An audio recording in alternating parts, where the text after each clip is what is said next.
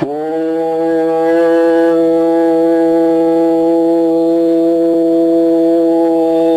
ஈஸ்வரா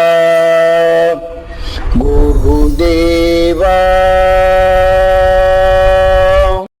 பாலை போல மனம் பெறணும். இப்போ ஒருத்தர் தப்பு பையன் செய்யறான் தப்பு, அவன் அந்த பாலை போல மனம் பெறணும், அவன் பகிர்ந்து வாழும் சக்தி பெறணும், சிந்திக்கும் ஆற்றல் வேணும் அப்படின்னு நாம நினைச்சோம்னா அந்த உயிரில் அபிஷேகம் நடக்கும்.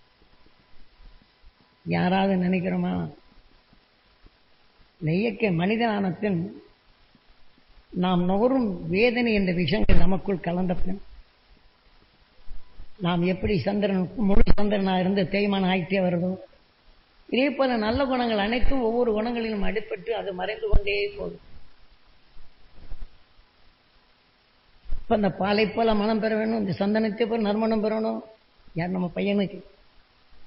அவன் பன்னீரை போல தெளிந்த மனம் பெறணும், அந்த அருள் அவனுக்கு கிடைக்கணும் அப்படின்னு யாராவது நினைக்கிறோமா? அப்ப அதை நினைச்சோம்னா இங்க அபிஷேகமாகும். இங்க அபிஷேகமான நம்ம சொல்லின் உணர்வுகள் வெளியிலே செல்லப்படும் போது அவன் தீமையை நமக்குள் வராது தடுக்கின்றது. அப்ப அவன் மேல வெறுக்கும் தன்மையை மறந்து இப்படி செய்தான் நல்லா இருப்பேன்னு சொல்றான்.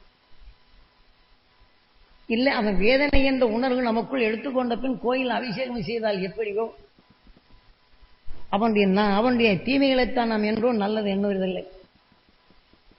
இப்படி பையன் மேல எண்ணிட்டு வந்தோம்னா அவனை அடிக்கடி நினைவு வரும். எதை சொன்னாலும் யாராவது வந்தாங்க போறோம், எப்ப பார்த்தாலும் நம்ம சொன்னபடி கேட்கணும்.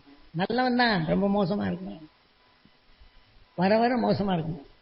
அவனை பற்றி சங்கடமாக வேதனையா பேசினா அவன் ஏதாவது சிந்தனையோட இருந்தாலும் அது கெட்டு போகும்.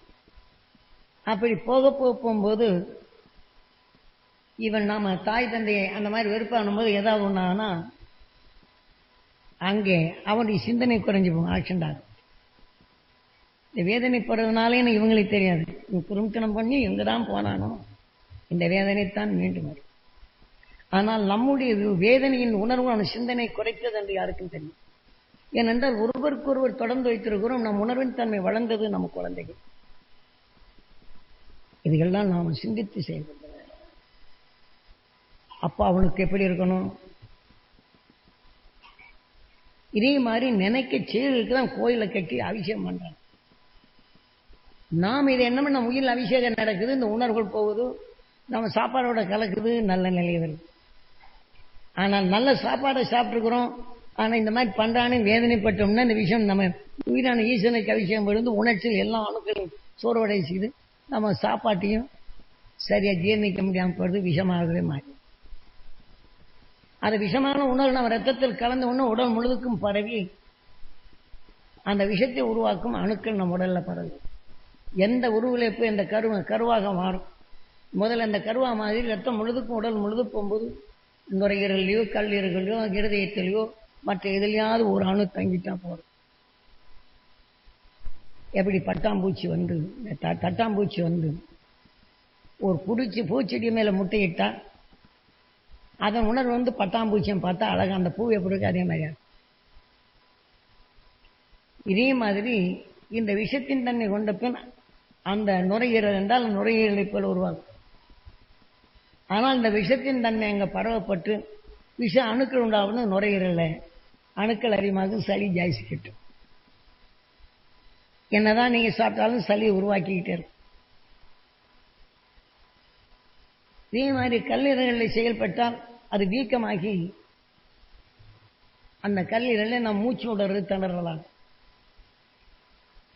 இதே விஷத்தின் தன்மை நாம் கிட்னிகளில் தங்கிவிட்டால் அந்த அணுக்கள் பெருக்கமானால் நாம் விஷத்தை பிரிக்கும் தன்மையாக இழந்து விஷத்தை தாராளமாக விட்டு போகும், கிட்னியே செயல்.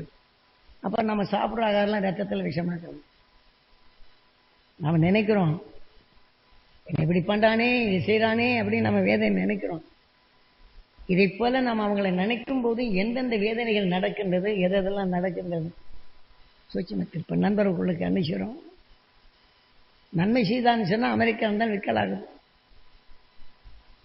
எனக்கு பாதிப்பே எப்படி மோசம் பண்ணான்னு என்ன, வாகனம் ஓட்டிட்டு போன என்ன ஆக்சிடென்ட் ஆகும், சாப்பிட்டு இருக்கும்போது என்ன பரவாடும். ஆனா அவனை மோசம் பண்ணான்னு எண்ணிட்டு நாமளும் இந்த உணர்வோட பண்ண மேடு பண்ண தெரியாம நாம நிற்கணும்.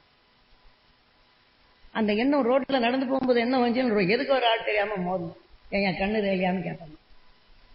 ஒரு உணர்வின் இயக்கங்கள் நமக்குள் எப்படி இயங்குகின்றது என்றதெல்லாம் நாம தெரிந்து கொள்ள வேண்டும்.